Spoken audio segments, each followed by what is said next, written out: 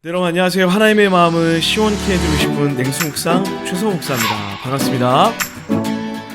오늘은 여러분과 그리스도인의 낙심, 그리스도인의 절망에 대한 이야기를 짧게 해보려고 합니다. 보이지 않는 것에 눈뜨다 라는 한 책에서 봤던 내용입니다. 어느 날 사단이 자신의 도구를 박앤세일한다 라는 광고를 내게 됩니다. 그리고 누구나 와서 그것을 볼 수 있도록 도구를 전시장에 진열해 놓고 각 도구마다 가격을 매겨 놓았습니다. 시기와 탐욕, 증오와 거짓, 질투, 자만심, 의심과 같이 수많은 사단의 도구들이 진열되어 있었습니다. 그런데 이런 도구들 사이에 조금 낡아 보이고 그렇지만 가격이 아주 높게 책정되어 있는 한 도구를 구매자가 발견하게 됩니다. 사단에게 물었습니다. 도대체 이 도구는 무엇이기에 가격이 이렇게 높은 거죠? 이 도구의 이름은 무엇입니까? 그러자 사단은 이것은 낙심과 실망이라는 도구입니다 라고 이렇게 설명했습니다. 이 낙심과 실망이라는 도구는 다른 어떤 도구보다도 사단인 저에게 매우 유용한 도구였습니다. 다른 도구로 사람의 마음을 열 수 없을 때 먼저 저는 낙심과 실망을 사람의 마음에 넣습니다.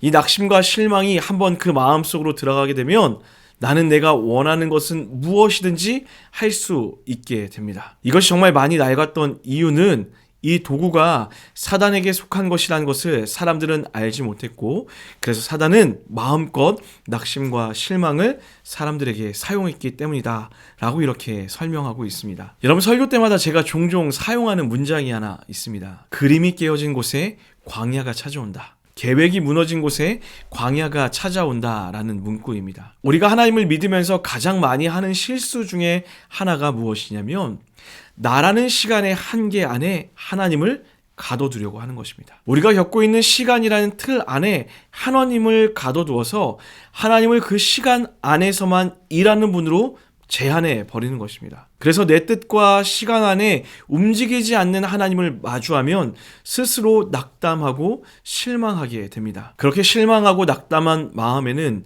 어김없이 하나님은 날 사랑하지 않아, 하나님은 내 기도를 들어주지 않아, 하나님은 어디에 계신 것일까?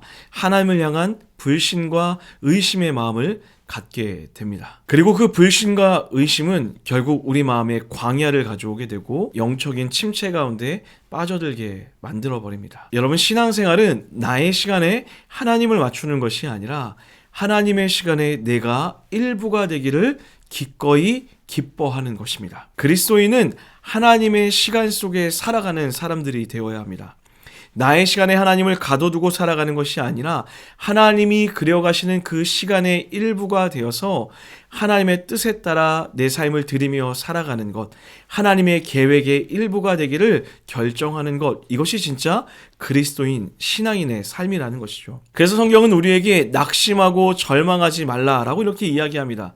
반대로 항상 기뻐하라, 때가 되면 이루리라, 담대하라 라고 이렇게 명령하고 있습니다. 사랑하는 여러분, 새로운 한 주가 시작되었습니다. 여러분 삶 가운데 스스로 하나님이 없이 세우던 계획들이 있습니까? 아니면 내가 원하는 때에, 내가 바라는 때에 하나님이 응답하기를 기대하면서 기도하고 계시지는 않으십니까? 오늘 이 시간 여러분의 그림, 여러분의 계획은 다 내어놓고 하나님의 뜻 안에서, 하나님의 계획 안에서 살아가기를 결단하는 귀한 한 주가 되었으면 좋겠습니다. 그래서 여러분과 저의 기도는 그러함에도의 기도. 내가 바라는 것이 있지만 그러함에도 하나님의 뜻대로 될 줄 믿습니다. 하나님의 시간에 이루어질 줄 믿습니다. 하나님의 뜻을 믿습니다 라고 그러함에도의 기도를 드릴 수 있는 여러분의 한 주가 되기를 냉수묵상이 응원하며 기도하겠습니다. 여러분 삶에 찾아온 실망과 낙담의 환경 앞에 좌절하지 마시고 오늘도 하나님의 뜻을 믿으며 구하며 신뢰하며 믿음으로 달려나가는 여러분의 삶이 되기를 냉수묵상이 응원하며 기도하겠습니다. 여러분 사랑하고 축복합니다. 다음에 또 만나요.